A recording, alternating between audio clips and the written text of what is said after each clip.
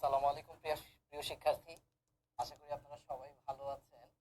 আপনাদের লাইভ ক্লাসে আমি চলে আসছি। 10টা দিয়ে রাখো।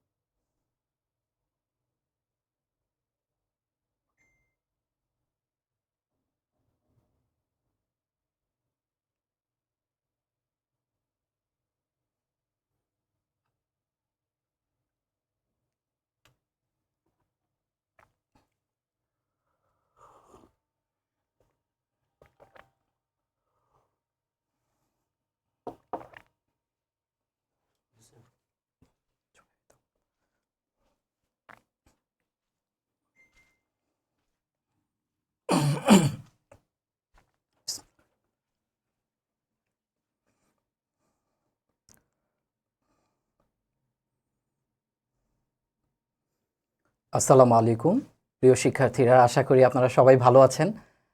আপনাদেরকে স্বাগত জানাচ্ছি আজকের একটা বিশেষ লাইভ ক্লাসে। বিশেষ টপিক, বিশেষ সাবজেক্ট, সেটা হচ্ছে বাংলা দ্বিতীয় পত্র। আমরা আজকে বাংলা দ্বিতীয় পত্র এই বিষয়ে কথা বলবো এবং এখানকার একটা গুরুত্বপূর্ণ টপিক, সেটা হচ্ছে সমাস। আমি আজকে এই বিষয়টা নিয়ে কথা বলতে যাচ্ছি। আমরা যথাসময়ে লাইভে চলে আসছি। এখন থেকে অল্প কিছুক্ষণের মধ্যে আমার ক্লাসটি শুরু হতে যাচ্ছে। আজকে আমরা খুব সহজে কিভাবে সমাস করা যায় এই নিয়মগুলো শিখে নিব।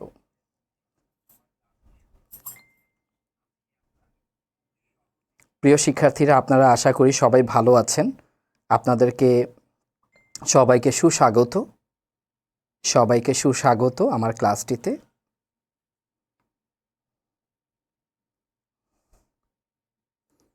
আমরা অল্প কিছুক্ষণ সময় নিব।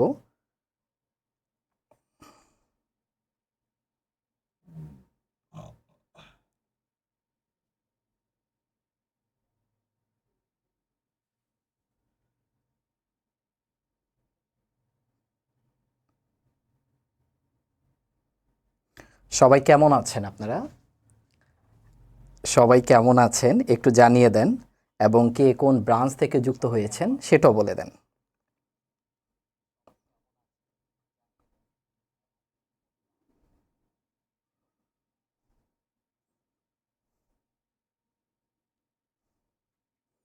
এবং সবাই শেয়ার করে দেন। আপনারা বিভিন্ন বন্ধুদেরকে মেনশন করে দেন। আমরা ইতিমধ্যেই ক্লাসটি শুরু করতে যাচ্ছি। আপনারা শেয়ার করে জানিয়ে দেন, বন্ধুদেরকে মেনশন করে দেন।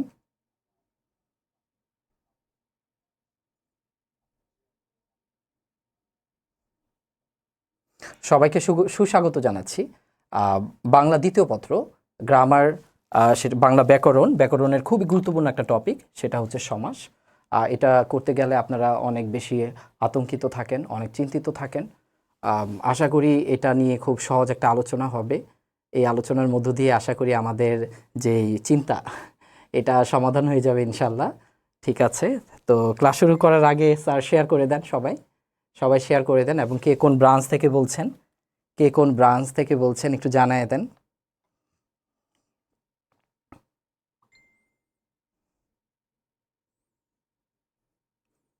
ওয়ালাইকুম আসসালাম, আমি ভালো আছি।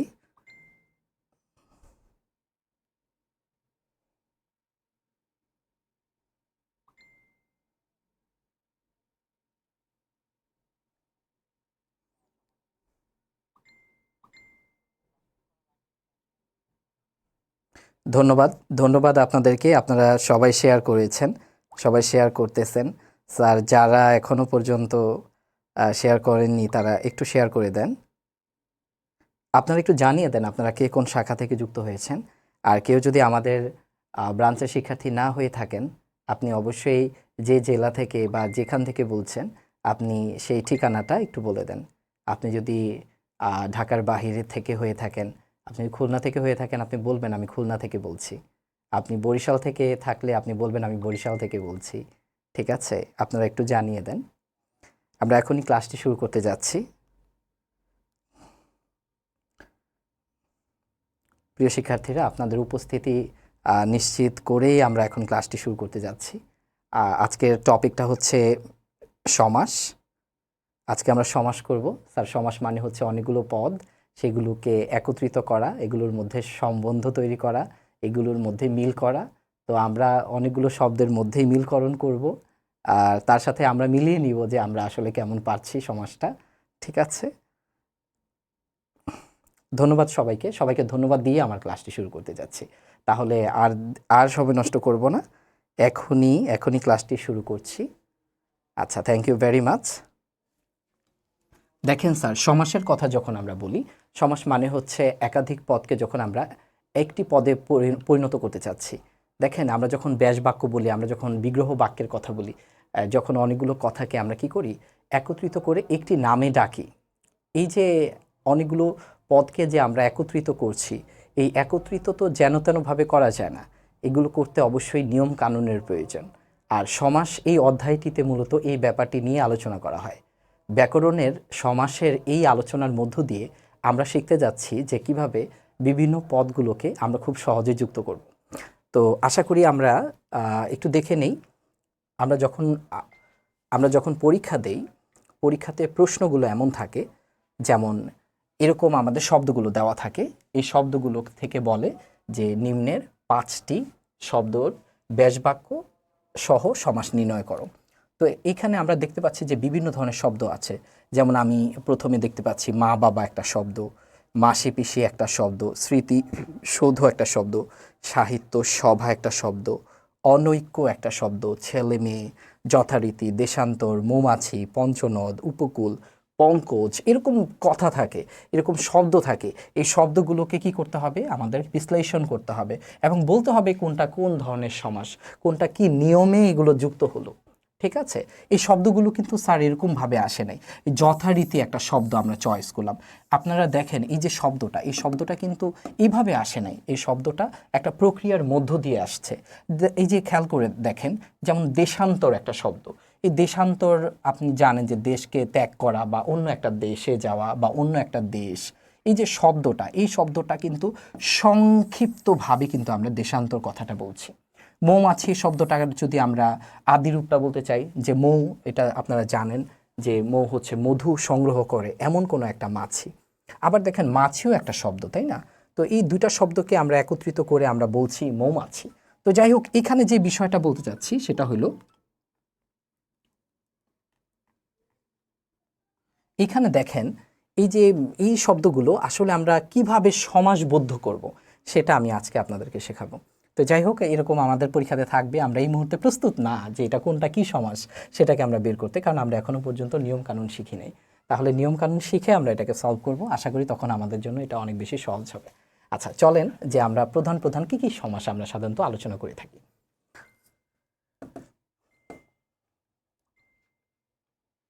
আচ্ছা স্যার, দেখেন আমাদের যে সমাসের যে শ্রেণীগুলো আছে, আমরা দ্বন্দ্ব সমাসের কথা জানি, দ্বিগু সমাসের কথা জানি, কর্মধারয় সমাসের কথা জানি, তারপরে তৎপুরুষ সমাসের কথা জানি, অব্যয়ীভাব সমাসের কথা জানি। এই যে দেখেন এই যে সমাসগুলো আছে, এটা আমরা একটু ধাপে ধাপে জেনে নিব যে কখন কোন ধরনের সমাসগুলো আমরা বুঝতে পারবো। দেখেন সবচেয়ে ইম্পর্টেন্ট যে সমাসটা, এই যে সমাসটার কথা বলছি আপনাদেরকে, দ্বন্দ্ব সমাস। দেখেন দ্বন্দ্ব সমাস কাকে বলে? আপনি দ্বন্দ্ব সমাসটা হচ্ছে সবচেয়ে সহজ এবং সহজে আপনি বুঝতে পারবেন এমন একটা সমাস, এমন একটা প্রক্রিয়া। আপনি কিভাবে বুঝবেন? যখন দেখবেন যে দুইটা শব্দ দেওয়া আছে একসাথেই এবং এই দুইটা শব্দের মধ্যে মিল আছে। এবং মিলটা কি আছে সেটা আমি বলি, পদের মিল আছে স্যার। পদ কি এটা তো আপনারা জানেন যে বাক্যের মধ্যে থাকা, এটা হচ্ছে কি ওই বাক্যের অংশ। এখন মনে করেন বিশেষ্য পদ, প্রথমটাও বিশেষ্য, পরেরটাও বিশেষ্য। অথবা প্রথমটা আপনি দেখলেন যে এটা হয়তো ভার্ব, পরেরটা ভার্ব। আমি একটু ইংরেজিতে বললাম, আমরা যদি বাংলায় বলি ক্রিয়া, প্রথমটা যদি ক্রিয়াপদ হয় পরেরটাও কিন্তু ক্রিয়াপদ হবে। প্রথমটা যদি আপনার সর্বনাম হয় পরেরটা সর্বনাম হবে, মানে একই জাতীয় শব্দ হবে দুইটা। যখন দুইটা শব্দ একই জাতীয় হবে তখন আপনি ড্যাম শিওর থাকেন যে এটা অবশ্যই দ্বন্দ্ব সমাস। আপনারা একটু খেয়াল করে দেখেন, এখানে কিন্তু বলাই আছে যখন দুইটা শব্দেরই কিন্তু প্রাধান্য পাবেন।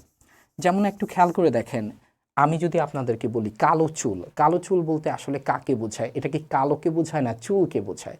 এটা কিন্তু অবশ্যই চুলকে বোঝায়। ঠিক আছে, আবার মনে করেন আমি বলতেছি সৎ মানুষ, এখন সৎ মানুষ বলতে কাকে বোঝায়? এটা কি সৎকে বোঝায় না মানুষকে বোঝায়? অবশ্যই এটা মানুষকে বোঝায়। তার মানে দুইটা শব্দের মধ্যে আমরা দেখতে পাচ্ছি প্রাধান্য প্রাপ্ত বিষয় আছে। আমরা হয়তো দেখছি যে উত্তরপদ বা পরপদ বা দ্বিতীয় যে শব্দ আছে সেটার কিন্তু প্রাধান্য আছে, ঠিক আছে? তো এই যে প্রাধান্যের যে রূপটা সেটা অনুযায়ী সিদ্ধান্ত নিতে হবে। কিন্তু আপনি যখন দেখবেন যে আসলে দুইটাই শক্তিশালী শব্দ, দুইটারই প্রাধান্য আছে, যখন দুইটি পদের প্রাধান্য থাকবে তখন সেটা হচ্ছে দ্বন্দ্ব সমাস। দ্বন্দ্ব শুনতে আমাদের কাছে মনে হয় যে একটা শব্দের সাথে আরেকটা শব্দের মনে হয় মারামারি। আসলে বিষয়টা এমন না, অনেক ক্ষেত্রে এমন, কিন্তু অধিকাংশ ক্ষেত্রে এমন না যে এখানে দুইটা শব্দই একই রকম। দুইটা শব্দ একই রকম বলতে দুইটা শব্দেরই প্রাধান্য আছে। তাহলে দেখেন আজকের সমাসের আলোচনা কিন্তু অনেক বেশি এমন নয়, মাত্র 6টা প্রধান সমাস আছে, সুতরাং আলোচনা অনেক কম। তো এখানে দেখেন যে আমি আপনাকে যখন শেখাচ্ছি যে স্যার দ্বন্দ্ব সমাস, এখন এই দ্বন্দ্ব সমাস যখন শেখাতে যাচ্ছি তখন বলতেছি যে দুইটা শব্দ, যে দুইটা দেওয়া থাকবে সেই দুইটা, এই দুইটা শব্দেরই কি আছে, প্রাধান্য আছে। যেমন খেয়াল করে দেখেন, আমি যখন বলতেছি মা বাবা, এখন বলেন মা বাবা বলতে কাকে বোঝায়? মা বাবা বলতে কি মাকে বোঝায়? মা বাবা বলতে কি বাবাকে বোঝায়? আসলে মা বাবা বলতে কিন্তু মাকেও বোঝায় এবং বাবাকেও বোঝায়। যখন দুইটা শব্দকেই আমরা প্রাধান্য দিব তখন সেটা অবশ্যই দ্বন্দ্ব সমাস। এবং দ্বন্দ্ব সমাস তৈরি করা অনেক বেশি সহজ। এটা তৈরি করার পদ্ধতি হচ্ছে আপনার জাস্ট হচ্ছে দুইটা শব্দের মাঝে ও, তারপর হচ্ছে এবং হচ্ছে আর, এই তিনটা শব্দের যে কোনো একটা শব্দ দিয়ে দিবেন, তাহলে আপনি সহজে পারবেন। এরপরে দেখেন, আমি যদি বলি আগে পাছে, স্যার আপনারা একটু খেয়াল করে দেখেন, আমি যখন বলতেছি আগে পাছের কথাটা যদি আমি বলি, এই যে আগে একটা শব্দ, পাছে একটা শব্দ, এই দুইটা শব্দ দেখতে কিন্তু একই রকম মনে হচ্ছে। আপনি যদি লিখে দেন আগেও পাছে হয়ে গেল। আবার দেখেন লাভ এবং লোকসান, লাভ শব্দটা একটা বিশেষ্য পদ, লোকসান একটা বিশেষ্য পদ, দুইটা শব্দ একই ক্যাটাগরির, সুতরাং আপনি যদি লেখেন লাভ ও লোকসান, লাভ এবং লোকসান, তাহলে সেটা কিন্তু দ্বন্দ্ব সমাস হয়ে যাবে। একইভাবে হাট বাজার, আপনি দেখেন হাট এবং বাজার দুইটা শব্দের মধ্যে দুইটা শব্দ একই জাতীয়, সুতরাং আপনি হাট ও বাজার লিখবেন, আপনার আনসারটা হয়ে যাবে। আচ্ছা, আমি যদি বলি, আপনাদের পরীক্ষাতে যদি এরকম আসে যে যা তা, খেয়াল করে দেখেন আমি কিন্তু বেশি লিখি নাই, যা এবং তা। এখন দেখেন যা যেমন একটা শব্দ, তা আবার তেমনই একটা শব্দ, দুইটা শব্দ হচ্ছে সর্বনাম পদ, এগুলো হচ্ছে সর্বনাম, মানে ইংরেজিতে বলে প্রোনাউন বলি আর কি, ঠিক আছে? অথবা আমি যদি বলি যিনি তিনি, যিনি এবং হচ্ছে তিনি, স্যার খেয়াল করে দেখেন যিনি তিনি যদি বলি তাহলে একই জাতীয় শব্দ, আপনি লিখবেন যিনি ও তিনি, তাহলে কিন্তু হয়ে গেল। আশা করি আপনারা খুব সহজে বুঝতে পারছেন দ্বন্দ্ব সমাস। দ্বন্দ্ব সমাস হচ্ছে যখন দুইটা শব্দের অনেক প্রায়োরিটি থাকে, মানে দুইটা শব্দেরই প্রায়োরিটি থাকে, তখন তাকে আমরা দ্বন্দ্ব সমাস বুঝবো। আশা করি বিষয়টা ক্লিয়ার। সবাই ক্লিয়ার কিনা, বুঝতে পারছেন? স্যার দ্বন্দ্ব সমাস সবাই বুঝতে পারছেন? আমাকে একটু জানান যে স্যার হ্যাঁ দ্বন্দ্ব সমাসটা বুঝতে পেরেছি, একটু জানান দ্বন্দ্ব সমাস বুঝতে পেরেছি। আচ্ছা, থ্যাংক ইউ ভেরি মাচ, বুঝতে পেরেছেন। আচ্ছা, ওকে। আচ্ছা দেখেন, এরপরে দেখেন আজকের লেকচারটা হবে সবচেয়ে সহজ। আমি আপনাদেরকে সমাসের বিষয়টা ক্লিয়ার করছি এখন থেকে আর মাত্র 20 মিনিট, তার মানে আমার ক্লাস করবেন মাত্র 20 মিনিট। 20 মিনিটের মধ্যে আমি আপনাদের ম্যাক্সিমাম সমাসটা সলভ করে দেব। আচ্ছা দেখেন বিষয়টা, এখন আমি যে সমাসের কথাটা বলতেছি স্যার, সেটা হচ্ছে দ্বিগু সমাস। স্যার দ্বিগু মানে হচ্ছে সংখ্যা, দ্বিগু মানে হচ্ছে কি স্যার, সংখ্যা। দেখেন তার মানে সংখ্যা যদি শুরুতে থাকে তাহলে সেটা হচ্ছে দ্বিগু সমাস। তার মানে যে সমাসে সংখ্যা থাকবে এবং সংখ্যা আমরা সমাহার অর্থে ব্যবহার করব। কি অর্থে? সমাহার। সমাহার মানে হচ্ছে একত্র বা সাজানো, একত্র বা সাজানো। যখন আমরা একত্রিতভাবে যতগুলো সংখ্যা দেওয়া আছে ততগুলো সংখ্যক কোনো বিশেষ্য বা কোনো শব্দকে একত্র করছি, তখন সেটাকে আমরা বলছি দ্বিগু সমাস। এখন দেখো এই তোমরা সহজে চিনবা কিভাবে, তোমরা দেখবা যে সংখ্যা আছে কিনা, দ্যাটস ইট, 1 2 3 4 5 এরকম যে কোনো শব্দ যদি থাকে তাহলে সেটা হচ্ছে দ্বিগু সমাস। কিন্তু তোমাকে একটা জিনিস বুঝতে হবে, সেটা হচ্ছে দ্বিতীয় পদের কিন্তু প্রায়োরিটি থাকবে। এখন তুমি মনে করো আমাকে বললা, ঠিক আছে, সংখ্যাও দিলা, কিন্তু যেই শব্দ বললা সেই শব্দকে বুঝাইলো আবার থার্ড পারসনকে, তাহলে কিন্তু হবে না। বিষয়টা হচ্ছে সংখ্যা থাকবে শুরুতে, আমি একটু বিশ্লেষণ করব। প্রথমে থাকবে হচ্ছে স্যার সংখ্যার সাথে আপনি দিবেন হচ্ছে শব্দ, এই শব্দটাকেই মূলত বোঝাবে। যদি এই শব্দটাকে আবার না বোঝায় তাইলে কিন্তু হবে না। তাহলে দেখো আমি বের করি, এখানে আমি তোমাদের জন্য কিছু উদাহরণ রেখেছি, আমরা একটু দেখব। দেখো স্যার, চৌরাস্তা বলতে কাকে বুঝি? আমরা যদি চৌরাস্তার কথা বলি, চৌরাস্তা যদি বলি, ওকে, দেখো স্যার, চৌরাস্তা যদি আমরা বলি, প্রথমে চৌটা হচ্ছে তোমার 4, এটা নিয়ে আমাদের কোনো সমস্যা নাই। আর এটা রাস্তাকে বুঝাইছে, মানে 4টা রাস্তা, তাহলে ড্যাম শিওর এটা হচ্ছে দ্বিগু সমাস। এবং এটাকে কিভাবে বানাবো? এটাকে তুমি সমস্ত পদ এভাবে তৈরি করবা যে 4 রাস্তার সমাহার বা চৌরাস্তার সমাহার। এইভাবে আমরা কিন্তু ব্যাস বাক্যটা তৈরি করতে পারবো। তার মানে হচ্ছে এটা আমরা এইভাবে লিখব, চৌ বা 4 রাস্তার সমাহার, 4 রাস্তার সমাহার। 4টা রাস্তা মিলিত হয়ে একটা রাস্তা, মানে এখানে একসাথে আমরা বলছি 4টা রাস্তা যেখানে মিলিত হয়েছে সেটাকে আমরা বলতেছি চৌরাস্তা। এমন কোনো জায়গা 4টা রাস্তা। এখন দেখো, চৌ দেখে কিন্তু তুমি বুঝতে পারবা, কিন্তু তোমাকে আরেকটা জিনিস টেস্ট করতে হবে, এটা রাস্তাকে বুঝাইলো কিনা। কিন্তু যদি রাস্তাকে না বুঝাইয়া বস্তাকে বোঝায় তাহলে কিন্তু হবে না। যেমন আমি তোমাদের একটা উদাহরণ দেখাই, ধরো চৌকাঠ। দেখো চৌকাঠ কি? এটা কি চৌকাঠ কি কোনো কাঠকে বোঝায়? চৌকাঠ কি 4টা কাঠকে বোঝায়? চৌকাঠ কি 4টা কাঠকে বোঝায়? অবশ্যই না, চৌকাঠ খাটকে বোঝায়। দেখো চৌকাঠ কাকে বোঝায়? এটা হচ্ছে খাটকে বোঝায়। এখন দেখো তুমি যে খাটকে বোঝায়, তার মানে এটা কিন্তু এই শব্দকে বুঝাইলো না। যখন এই শব্দকে বুঝাইলো না, তাহলে এটা কি হইল স্যার? এটা কিন্তু আর দ্বিগু সমাস থাকলো না, এটা অন্য একটা সমাস হবে। তো অন্য সমাস তো পড়াই নেই, তো বলবো না এখন, ঠিক আছে, একটু পরে বলে দিব। তাহলে দেখো, এখন আমি তোমাদেরকে যে কথাটা বলছি সেটা হচ্ছে তোমরা খুব সহজে বুঝতে পারছো যে দ্বিগু সমাস হচ্ছে যদি সংখ্যা থাকে শুরুতে এবং সাথে যে শব্দ থাকে সেই শব্দটাকেই যদি বোঝায় তাহলে সেটা হচ্ছে দ্বিগু সমাস। তাহলে দেখো এখানে চৌরাস্তা, এটা রাস্তাকে বুঝিয়েছে, সো এটা একটা দ্বিগু সমাস। তারপর দেখো 4 আনা, এটা অবশ্যই আনাকে বুঝিয়েছে, মানে মুদ্রাকে বুঝিয়েছে, সুতরাং এটা দ্বিগু সমাস, এটাও ঠিক আছে। পঞ্চবটি, পঞ্চবটের সমাহার, সুতরাং এটা বটকেই বুঝাইছে, ঠিক আছে। কিন্তু চৌকাঠ এই শব্দটা আবার একটু আনকমন, এটা এখানে আমি দিয়ে দিয়েছি তোমাদেরকে কনফিউজ করার জন্য। আচ্ছা, তাহলে কি দ্বিগু সমাস ডান? আশা করি তোমরা দ্বিগু সমাসটা বুঝতে পেরেছো। আমরা কিন্তু 2টা সমাস অলরেডি পড়ে ফেলছি, আমাদের কিন্তু আর বেশি একটা সমাস নাই, ঠিক আছে। এরপরে দেখো আমাদের জন্য অনেক বেশি ডিস্টারবেন্স, সেটা হচ্ছে অনেক বেশি আমরা ঝামেলায় থাকি, কর্মধারয় সমাস। দেখো 2টা শব্দ একসাথেই থাকবে কিন্তু দ্বিতীয় শব্দটাকেই কিন্তু বোঝাবে। দেখো দ্বিতীয় শব্দটাকেই যদি বোঝায় তখন কিন্তু আমরা মূলত 3টা সমাসকে কল করি। এটা কি দ্বিগু সমাস, এটা কি কর্মধারয় সমাস, নাকি এটা তৎপুরুষ সমাস? তাহলে একটু খেয়াল করে দেখো যে দ্বিতীয় শব্দটাকে যদি বোঝায় তখন কিন্তু সেটা দ্বিগু সমাস হয়, সেটা কর্মধারয় সমাস হয়, আর সেটা হচ্ছে তৎপুরুষ সমাস হয়। এখন বিষয়টা হচ্ছে দেখো, দ্বিগু সমাস শিখে ফেলছে, এটা নিয়ে আমাদের টেনশন নাই। আমরা যদি সংখ্যা পাই তাহলে সেটা দ্বিগু সমাস হয়ে যাবে, সেটা নিয়ে আমাদের সমস্যা হবে না। এরপরে দেখো, আমরা যদি কর্মধারয় সমাস বুঝতে চাই তাহলে আমাদের কি করতে হবে, একটু বুঝতে হবে। দেখো কর্মধারয় সমাসে আমরা সাধারণত দ্বিতীয় পদকেই বুঝি। যেমন আমি তোমাদেরকে বলি যে কালো মেঘ। কালো মেঘ বলতে কাকে বোঝায়? কালোকে বোঝায় না মেঘকে বোঝায়? এটা অবশ্যই মেঘকে বোঝায়। একইভাবে আমি যদি তোমাদেরকে বলি সিংহ পুরুষ, এটা বলতে কি সিংহকে বোঝায় না পুরুষকে বোঝায়?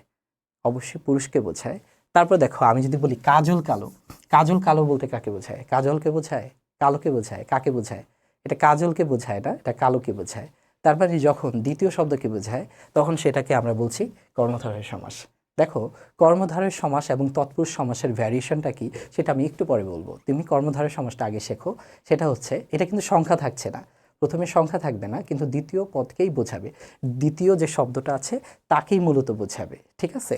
এখন আমি যদি বলি সুন্দর মানুষ বলতে কাকে বোঝায়? সুন্দরকে বোঝায় না মানুষকে বোঝায়? অবশ্যই মানুষকে বোঝায়। আমি যদি বলি সুন্দরী মেয়ে মানুষ, কাকে বোঝায়? সুন্দরীকে বোঝায় না মেয়ে মানুষকে বোঝায়? এটা মূলত মেয়ে মানুষকে বোঝায়। যখন 2টা শব্দ তুমি পড়বা, 2টা শব্দ পড়ে তুমি দেখতে পাবা যে দ্বিতীয় শব্দকেই প্রায়োরিটি পাচ্ছে, দ্বিতীয় শব্দকেই বোঝাচ্ছে, তখন কিন্তু আমরা সাধারণত কর্মধারয় সমাস বুঝবো। তাহলে আশা করি কর্মধারয় সমাস নিয়ে টেনশন নাই, কিন্তু কর্মধারয় সমাস নিয়ে তোমাদের টেনশন অনেক বেশি, কারণ এখানে আরও আলোচনা আছে। কারণ কর্মধারয় সমাস মূলত 5 প্রকার। এই 5 প্রকার তোমাদেরকে আমি একটু আলাদা করে শেখাবো একটু পরে। তুমি জাস্ট এখন একটু মাথায় রাখো যে 2টা শব্দকে পড়বা কিন্তু আসলে বুঝাবে একটা শব্দকে। 2টা শব্দের মধ্যে দ্বিতীয় শব্দটাকে প্রায়োরিটি দিব, তাহলে সেটা হচ্ছে কর্মধারয় সমাস। এতটুকু নলেজ নিয়ে তুমি আগায় যাবা। এরপরে খেয়াল করো, আমি চলে যাচ্ছি তোমাদের তৎপুরুষ সমাসে। দেখো, তৎপুরুষ সমাসের যখন আমি কথাবার্তা বলি, এইখানেও একই কথা।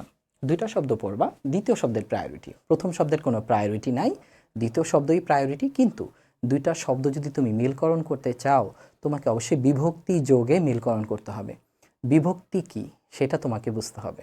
বিভক্তি না পারলে আমি খুব সরি, তবে বিভক্তি আমি তোমাদেরকে এখনই শিখিয়ে দিব, ঠিক আছে? দেখো, আমরা জানি যে প্রথম বিভক্তি, প্রথম বিভক্তি মানে হচ্ছে কোনো বিভক্তি নেই। ধরো শূন্য, শূন্য মানে কি কোনো বিভক্তি নাই, অথবা তোমার ও, অথবা কি তোমার অ, এটা হচ্ছে প্রথমা বিভক্তি।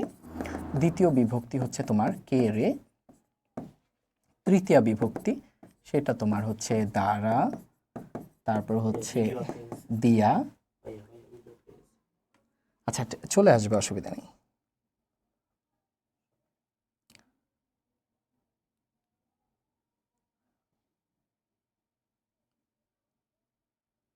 আচ্ছা, সকল জায়গায় কি নেটওয়ার্কগত একটা ত্রুটি আছে? আশা করি স্যার, যদি বাই চান্স নেটওয়ার্কগত ত্রুটি দেখা দেয়, আপনারা একটু ধৈর্য ধরবেন, ঠিক আছে?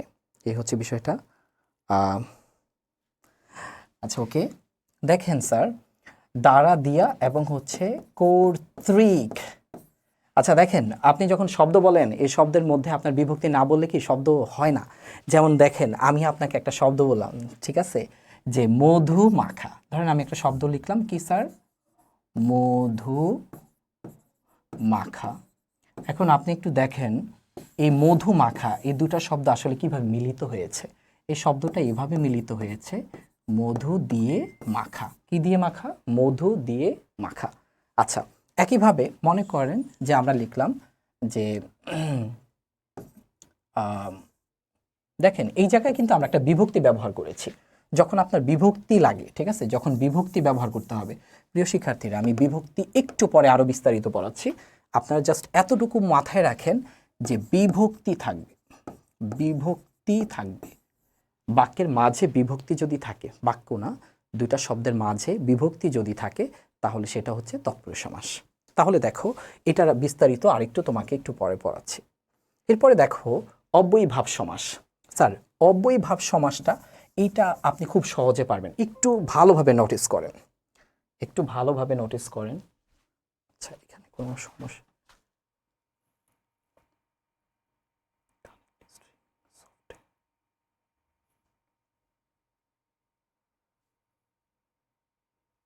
স্ট্রিমিং সফটওয়্যার কি প্রবলেম হয়েছে কোনো?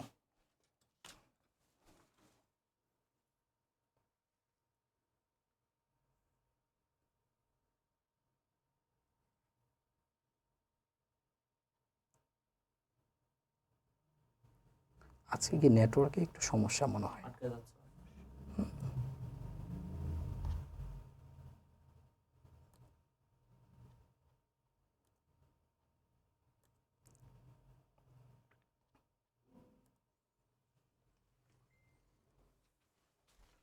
আচ্ছা, এখন ঠিক হয়েছে না?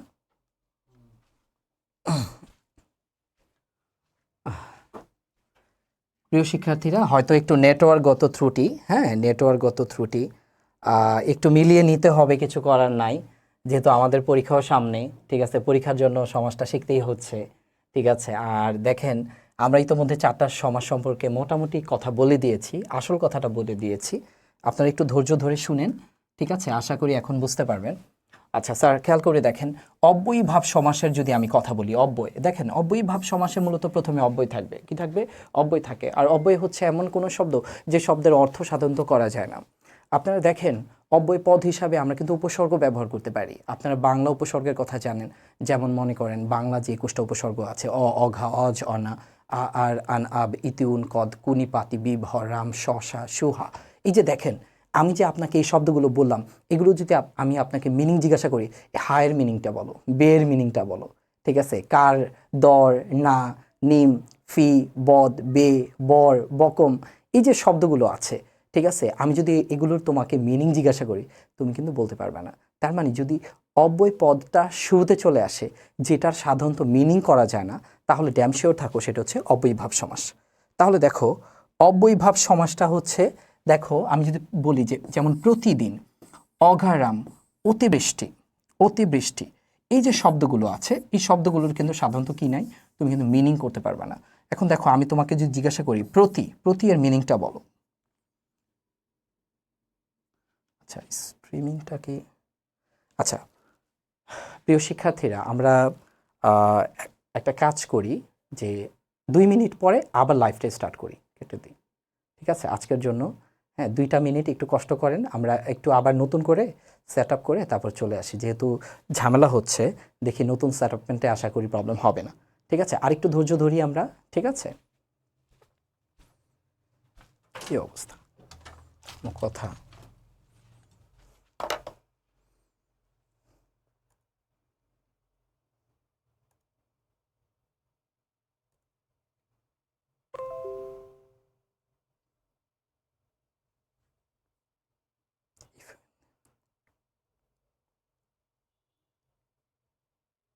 সেটআপের সমস্যা না, নেটওয়ার্কগত সমস্যা।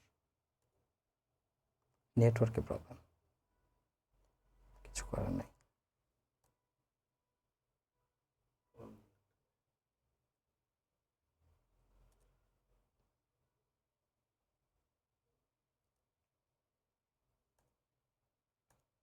যে ভাইয়া এরকম নেটওয়ার্ক এত ত্রুটি কেন আজকে?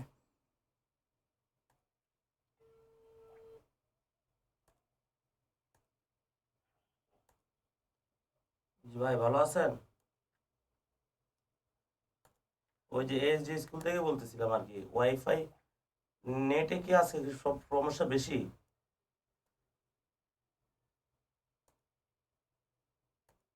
ও আচ্ছা, ঠিক আছে। কি হয়েছে? এটা সব জায়গায় সমস্যা।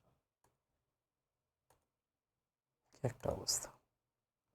আমি বললেন যে কালকে আমি রেকর্ডেড ক্লাস দিয়ে দেবো, বুঝছেন না?